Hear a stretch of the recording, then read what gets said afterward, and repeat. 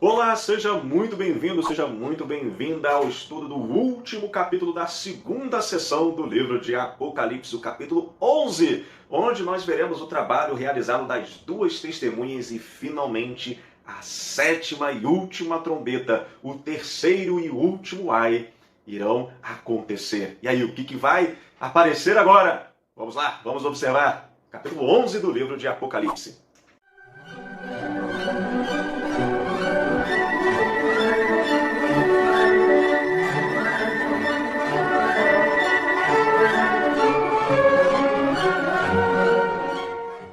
Bom, o texto está em tela aí, então vamos para a exposição do capítulo 11 do livro de Apocalipse, onde teremos então a leitura do capítulo, depois nós vamos retornar e fazendo então a interpretação e também a aplicação para as nossas vidas. Diz assim então o capítulo 11 do livro de Apocalipse. Deram-me um caniço semelhante a uma vara de medir e foi-me dito: vá e meça ao templo de Deus e o altar e conte os adoradores que lá estiverem. Exclua, porém, o pátio exterior, não meça, pois ele foi dado aos gentios. Eles pisarão a cidade santa durante 42 meses. Darei poder às minhas duas testemunhas e elas profetizarão durante 1260 dias, vestidas de pano de saco. Essas são as duas oliveiras e os dois candelabros que permanecem diante do Senhor da terra. Se alguém lhes quiser causar dano, a boca deles sairá fogo que devorará os seus inimigos. Assim que deve morrer qualquer pessoa que quiser causar-lhes dano. Esses homens têm poder para fechar o céu, de modo que não chova durante o tempo em que estiverem profetizando, e têm poder para transformar a água em sangue e ferir a terra com toda a sorte de pragas quantas vezes desejarem. Quando eles tiverem terminado o seu testemunho, a besta que vem do abismo os atacará e irá vencê-los e matá-los. Os seus cadáveres ficarão expostos na rua principal da grande cidade, que figuradamente é chamada Sodoma e Egito, onde também foi crucificado o seu Senhor. Durante 3 dias e meio, os homens de todos os povos, tribos, línguas e nações contemplarão os seus cadáveres e não permitirão que sejam sepultados.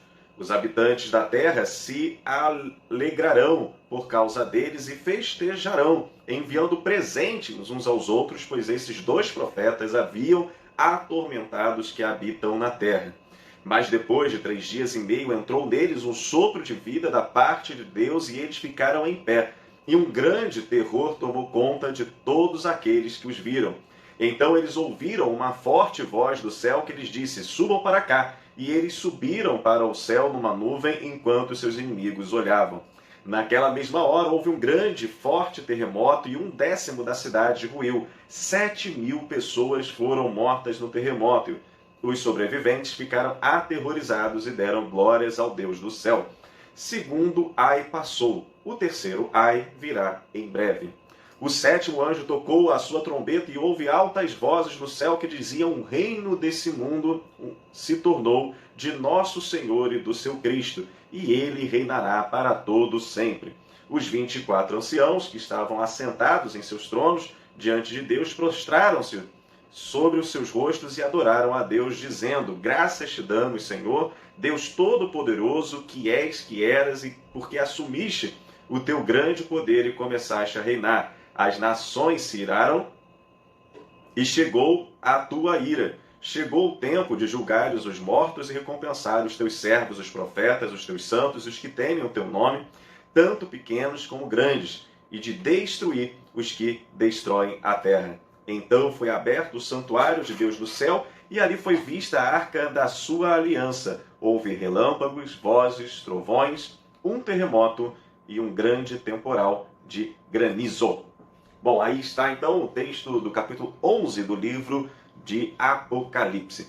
E a primeira coisa que a gente observa nesse texto do livro de Apocalipse, no versículo 1, é que ao visionário João foi dado um caniço para ele poder medir, e aí ele pede para medir o templo de Deus, o altar e contar os adoradores que lá estiverem. Mas vamos lembrar que o livro de Apocalipse ele foi escrito no ano de 90 depois de Cristo.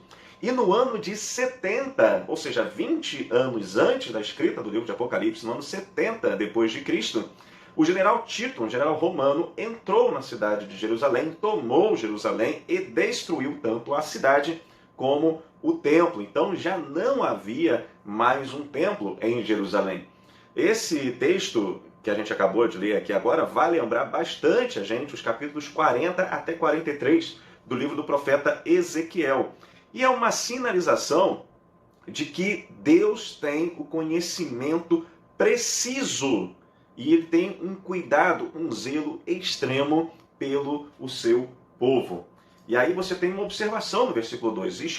Exclua, porém, o pátio exterior, não o meça, pois ele foi dado aos gentios. Bom, a gente sabe que em Cristo Jesus a graça se estendeu sobre todos os gentios. Mas aqui, nesse momento, em linguagem simbólica, gentios vão dizer todos aqueles que não pertencem ao povo de Deus. Então a gente observa que ele mede o altar e conta os adoradores, ou seja, um cuidado, um zelo para com o povo, que não acontece já em relação aos gentios. E aí diz que os gentios eles pisarão a cidade santa durante 42 meses. Observa esse número, 42 meses é a mesma coisa que 3 anos e meio, que é também a mesma coisa do que 1.260 dias. Né? E todos esses números vão aparecer aqui nesse texto. Né? Esse número é usado para indicar um tempo de perseguição bastante aguda, onde o mal parece, digamos assim, tomar conta, dominar o mundo, né? Como se quebrasse a perfeição de Deus ao meio. Afinal de contas, a perfeição é o número 7. Quebrar-se ao meio daria o quê? Justamente os 3,5. Versículo 3. Darei poder às minhas 2 testemunhas, e elas profetizarão durante 1.260 dias, que é a mesma coisa que 42 meses, que é a mesma coisa que 3 anos e meio.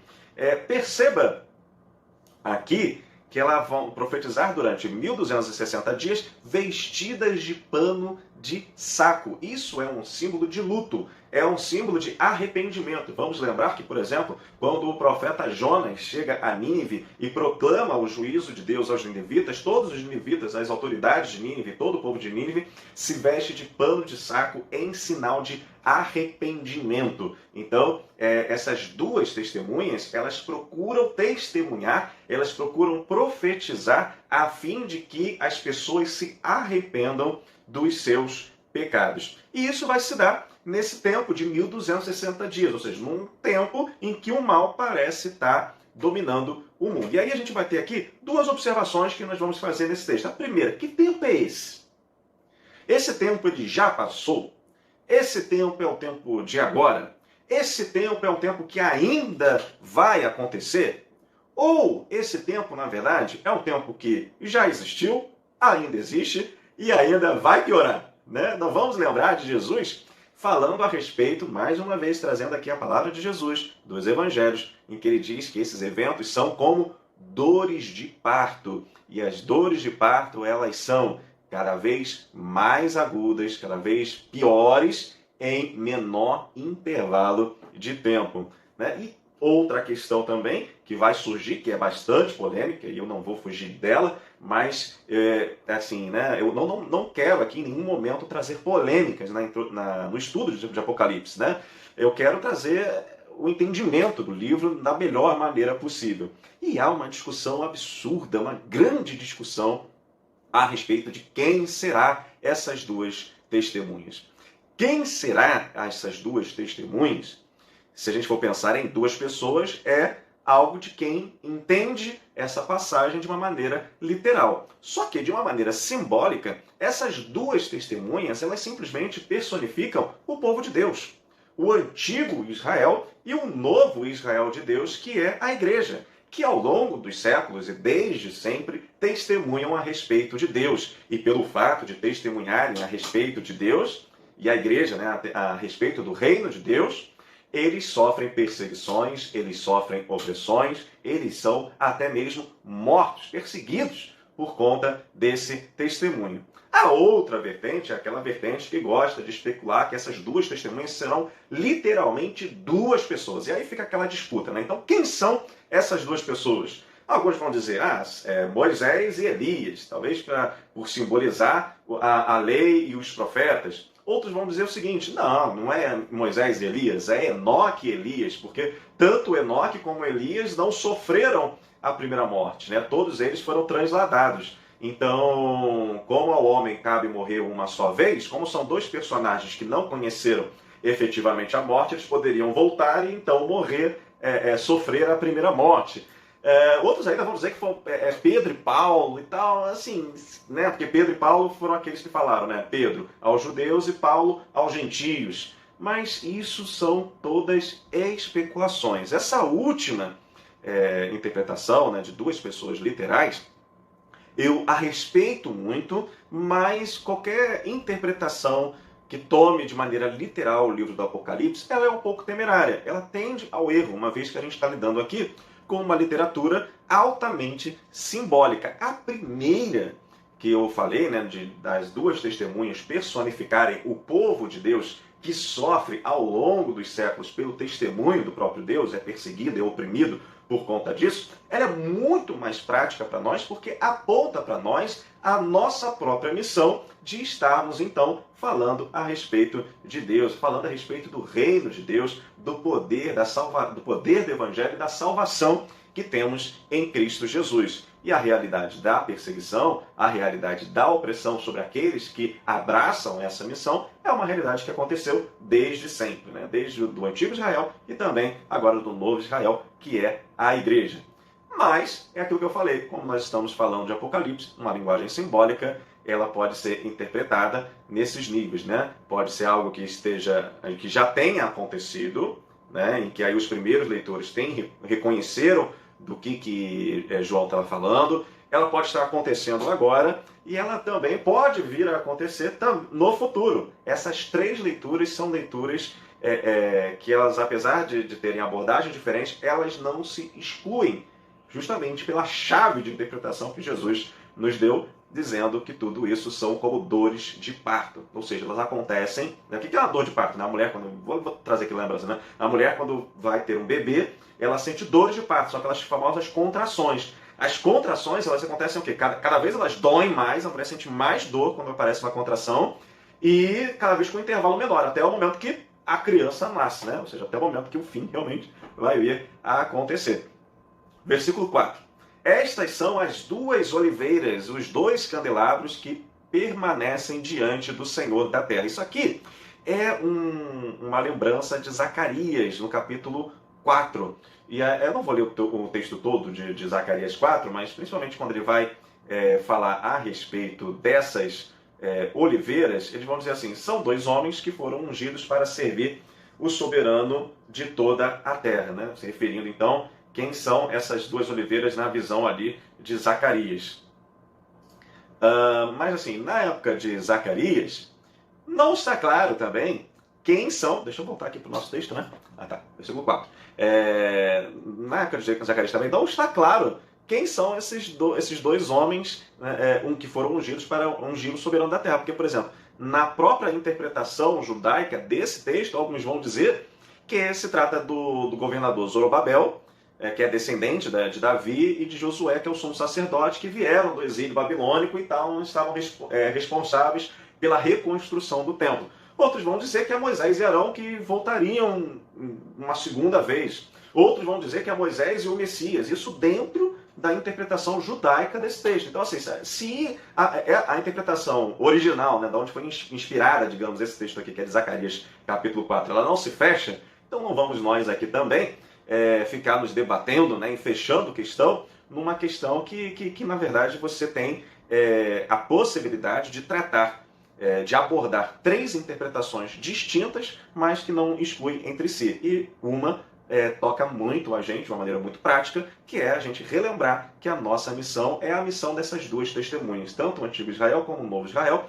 nós temos como por finalidade testemunhar a respeito de Deus e profetizar ao mundo, né? Quando eu falo profetizar, vamos lembrar do que realmente é a tarefa de profetizar. Quem profetiza é aquele que denuncia o pecado e anuncia o juízo de Deus, buscando que as pessoas se arrependam. Esse é o trabalho do profeta. E aí segue o texto, né, dizendo o seguinte: se alguém que lhes quiser causar dano, da boca deles sairá fogo que devorará os seus inimigos, e é assim que deve morrer qualquer pessoa que quiser causar-lhes danos. Esse é o efeito causado para aqueles que rejeitam a palavra de Deus. E, por exemplo, essa mesma figura aqui, essa mesma imagem é utilizada no livro de Jeremias, no capítulo 5, no versículo 14, a respeito daqueles que estavam rejeitando a profecia de Jeremias. Ele vai dizer assim: portanto, assim diz o Senhor dos Exércitos, porque falaram essas palavras, farei com que as minhas palavras em sua boca sejam fogo, como este povo, e este povo seja a lenha que o fogo consome. É que quem ignorar o testemunho da igreja é ignorar a própria ação do Espírito Santo. Assim como ignorar a palavra do profeta no Antigo Testamento é ignorar a palavra de Deus. Vamos lembrar aqui, então, trazendo para a igreja, né, que ignorar o Evangelho, vamos colocar então assim, numa abordagem mais própria nossa, atual do cristianismo, ignorar a palavra de Deus, ignorar o Evangelho, é ignorar o próprio Espírito Santo de Deus. Vamos lembrar que o Espírito Santo, um dos seus símbolos, é o próprio fogo. E o Espírito Santo é aquele que convence do pecado, da justiça e do juízo, como lá diz o Evangelho de João, no capítulo 16, versículo 8. E o único pecado imperdoável é qual? É blasfemar contra o Espírito Santo, ou seja, é rejeitar essa ação do Espírito Santo de convencer do pecado, da justiça e do juízo. Então, por isso que aqui no texto do livro de Apocalipse, no capítulo 11, versículo 5, ele vai trazer essa informação que da boca dessas testemunhas sairá fogo que devorará os seus inimigos, e é assim que deve morrer qualquer pessoa que quiser causar-lhes dano. É rejeitar a palavra de Deus, rejeitar a ação do Espírito Santo, que é fogo, e então assim, né, blasfemar contra essa palavra que é palavra de salvação. Segue o versículo 6 dizendo: esses homens têm poder para fechar o céu, de modo que não chova durante o tempo em que estiverem profetizando, e têm poder para transformar a água em sangue e ferir a terra com toda sorte de pragas, quantas vezes desejarem. Aqui são elencados 2 milagres de 2 profetas do Primeiro Testamento. Você deve talvez pensar, mas você está pensando assim: não, pastor, viu aí como é que são 2 profetas, 2 pessoas, isso aí é literal, não tem essa outra possibilidade? Porque está falando aí de 2 profetas do Antigo Testamento, está falando claramente de Elias, que lá em 1 Reis, capítulo 17, vai fazer com que a chuva pare sobre a terra de Israel, e está falando lá do Moisés, que transformou as águas do rio Nilo em sangue, lá em Êxodo capítulo 17. Então, são essas 2 pessoas. Realmente, isso aqui, esse versículo, ele é muito utilizado por aqueles que advogam na literalidade dessas 2 testemunhas, inclusive dizendo que elas são Moisés e Elias. Mas esse detalhe aqui do poder dado a essas 2 testemunhas vão fazer um apontamento, elas vão fazer um reforço na própria atividade do povo de Deus, que é testemunhar e profetizar. Então ele traz aqui à memória 2 milagres realizados por profetas, porque, meus caros irmãos, a tarefa da igreja inclui a realização de uma atividade profética, de denúncia de pecado, anúncio da justiça de Deus, chamando os pecadores ao arrependimento e apontando para as consequências daqueles que não vierem a se arrepender. Essa é a tarefa das testemunhas de nossa, né? Nós somos testemunhas, né? Jesus diz: e ser-me-eis minhas testemunhas tanto em Jerusalém como em toda a Judéia, Samaria e até os confins da terra. Versículo 7. Quando eles tiverem terminado o seu testemunho, a besta que vem do abismo os atacará, irá vencê-los e matá-los. Aí você está pensando assim: gente, que besta é essa? A gente está no capítulo 11, e até agora eu não vi besta nenhuma, e essa besta apareceu do nada matando esses dois camaradas aqui. O que aconteceu? Será que eu me distraí? Será que eu perdi uma lição e não vi nenhuma besta? Meu caro, vamos lembrar, nós estamos na sessão do culto do céu. Eu falei lá no início, algumas vezes eu repeti, não é momento de querer fazer ou montar, construir qualquer tipo de cronologia. A sessão do culto no céu, você tem que se ligar na mensagem que está sendo exposta do capítulo 4 até o capítulo 11.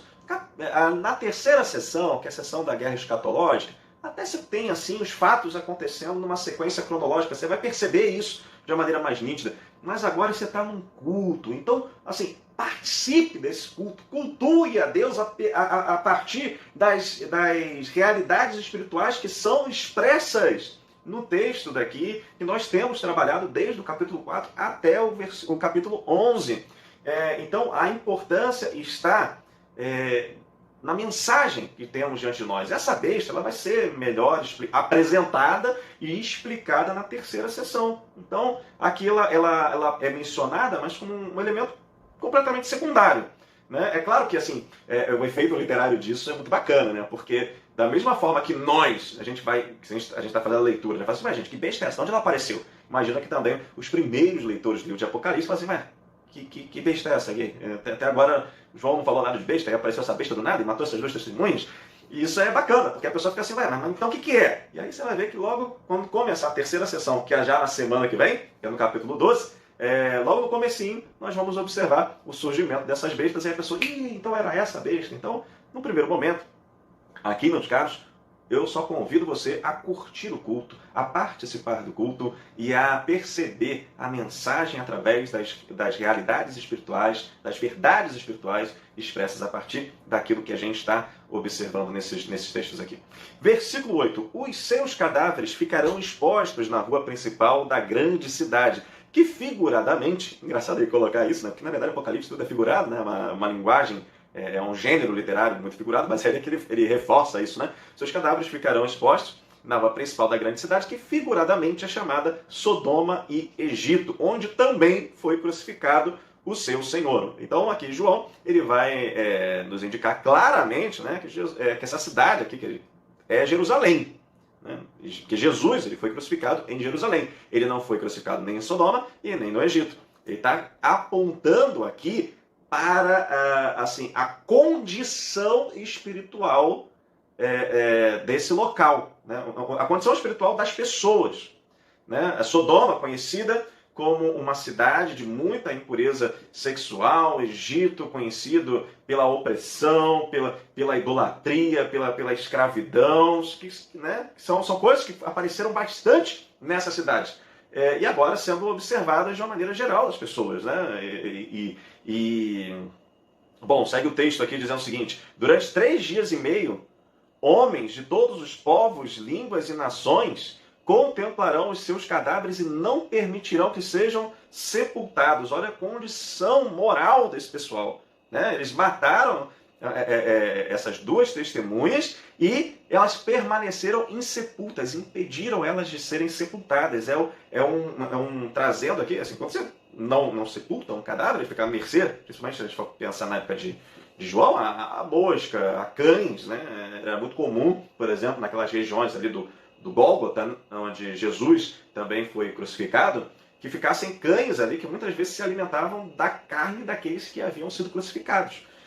Algo assim, então, que demonstrava bastante desrespeito pela pessoa que ali ficava, um sinal de grande vergonha, submetendo, né, essas pessoas a uma grande vergonha. Os habitantes da terra se alegrarão por causa deles e festejarão, enviando presentes uns aos outros, pois esses 2 profetas haviam atormentado os que habitam na terra. Essa é a alegria, meu querido. Essa é a alegria dos habitantes da terra quando o cristianismo ele for aparentemente vencido.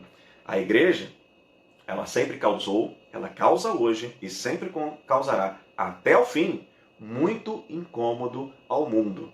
E o mundo, cada vez mais, reagirá ao testemunho e à profecia da igreja com truculência, com violência. Vamos lembrar aqui, né, exemplos, por exemplo, nós temos João Batista, que foi morto porque denunciou o pecado de Herodias. Nós temos Paulo na cidade de Éfeso sendo perseguido pelos artesãos da deusa Ártemis, quando ele denuncia a realidade de que Ártemis era uma falsa deusa e que o único Deus que deveria ser adorado era Deus e Pai de nosso Senhor e Salvador Jesus Cristo. Eu acho, e aí eu gosto de lembrar aqui de um texto. É um texto que quando eu olho assim, quando eu leio ele, eu sinto um pouco de vergonha. Sim, vergonha. Porque a igreja, às vezes, ela se comporta de uma maneira em que ela está tão apática e tão fraca na sua ação de testemunho e profecia, que ela não tem mais causado o impacto que ela causou nos 30 primeiros anos do cristianismo, que é esse impacto aqui. Quando Paulo e Silas estão ali em Tessalônica, eles são perseguidos por judeus que têm inveja da ação ali de Paulo e Silas. E aí então eles começam uma procura por Paulo e Silas pela cidade. E aí chega no versículo 6, a gente tem o seguinte relato: contudo, não os achando, arrastaram Jason e alguns outros irmãos para diante dos oficiais da cidade, gritando. Por que esse Jason apareceu aqui? Porque Jason recebeu Paulo e Silas na sua casa. Gritando: esses homens que têm causado alvoroço por todo o mundo, agora chegaram aqui. E Jason os recebeu em sua casa.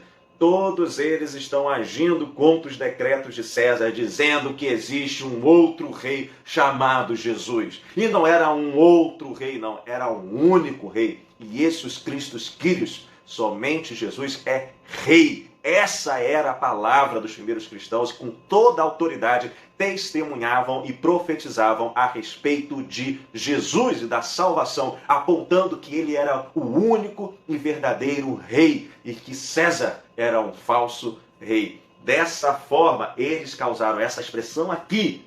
É uma expressão que, infelizmente, nós não estamos ouvindo mais ela sendo utilizada para a atividade da igreja, que ela tem causado alvoroço por todo mundo. Às vezes a igreja tem pagado mico, porque é causado alvoroço em cima de coisa boba, em cima de coisa em que nós fomos chamados para sermos diferentes e não esquisitos. Então, muitas vezes nós causamos alvoroço por sermos ridicularizados, por conta de comportamentos que absolutamente têm a ver com o verdadeiro evangelho de Cristo. Porque precisa a igreja também ouvir profetas, né? Para que possam novamente se alinhar com a missão e pagar o preço por realizar a sua missão de maneira correta, de maneira eficiente, né? E nós nesse texto aqui, do versículo 10, vemos os habitantes da terra, né, alegres, festejando, porque esses dois profetas, o povo de Deus, do Antigo e do Novo Testamento, haviam atormentado os habitantes da terra, mas agora isso estava aparentemente vencido, porque essas duas testemunhas, elas foram mortas, elas foram aniquiladas. Mas será que isso ficou assim? Versículo 11. Mas depois de 3 dias e meio, entrou neles um sopro de vida da parte de Deus, e eles ficaram em pé. Me arrepiei, estou arrepiado. E eles ficaram de pé, e um grande terror tomou conta daqueles que o viram. Então eles ouviram uma forte voz do céu dizendo: subam para cá. E eles subiram para o céu numa nuvem, enquanto os seus inimigos olhavam. O texto aqui, ele dá um spoiler, né, ele dá uma dica, um vislumbre daquilo que vai acontecer na terceira sessão, que aqui está a vitória dos crentes, aqui está a vitória dos santos. Se manter fiel e ter a vitória sobre a morte. Mas eu não vou entrar aqui em detalhes, porque para não dar muito spoiler aqui, quando a gente começar, a partir de semana que vem, a terceira sessão, que é a sessão da guerra escatológica, né? Então vamos aqui ficar nesse ponto assim, e depois a gente volta quando tivermos mais detalhes, porque a terceira sessão ela vai detalhar bastante o que vem ser a tudo isso daqui. Naquela mesma hora houve um forte terremoto, e 1/10 da cidade ruiu. 7.000 pessoas foram mortas no terremoto. Os sobreviventes ficaram aterrorizados e deram glórias ao Deus dos céus. Ou seja, os sobreviventes aqui eles são forçados pelos eventos, pela realidade dos eventos, a reconhecer o poder e a soberania de Deus sobre o mundo. Houve um momento que foi narrado no Evangelho de Lucas, em que havia ali na multidão pessoas que pediam a Jesus um sinal. E Jesus ele disse que aquela geração era uma geração perversa e que nenhum sinal ia ser dado a eles senão o sinal de Jonas, uma alusão à ressurreição. Quando a realidade da ressurreição dos crentes for observada, eles vão entender esse sinal da forma correta, né? Na ressurreição e na ascensão dessas duas testemunhas. O segundo ai passou, o terceiro ai virá em breve. O sétimo anjo tocou a sua trombeta e houve altas vozes no céu que diziam: o reino desse mundo se tornou de nosso Senhor e do seu Cristo, e ele reinará para sempre. Se você tem uma cultura geral aí, você vai lembrar do Messias de Handel, né? A música Aleluia, Aleluia, Aleluia, Aleluia de Handel, ela vai musicalizar esse versículo do livro de Apocalipse, né? O reino deste mundo se tornou o reino do Senhor e do seu Cristo e do seu Cristo, e ele reinará para sempre. Ok, abri aqui um parênteses de cultura geral, vamos fechar esse parênteses aqui. Mas assim, calma aí. Não ia acontecer a sétima trombeta agora? Não ia acontecer um terceiro ai? Então cadê a desgraça? Porque assim, o sétimo anjo toca a trombeta, então a gente está pensando assim, os 3 últimos ais eram os piores, e aí o sétimo anjo toca a trombeta e tem um hino. Tem um hino dizendo que o reino do mundo se tornou de nosso Senhor e do seu Cristo, e ele reinará para todo sempre. Né? Olha que coisa interessante. Meu caro, você está na sessão do culto no céu. Então pouco importa aquilo que vai acontecer no terceiro ai. De fato, assim, depois do terceiro ai, o reino se tornou o reino do Senhor e do seu Cristo. Ou seja, a vitória de Deus se estabelece depois de tocado a sétima trombeta, que é o terceiro ai. Então, mas daqui que aconteceu, o que importa?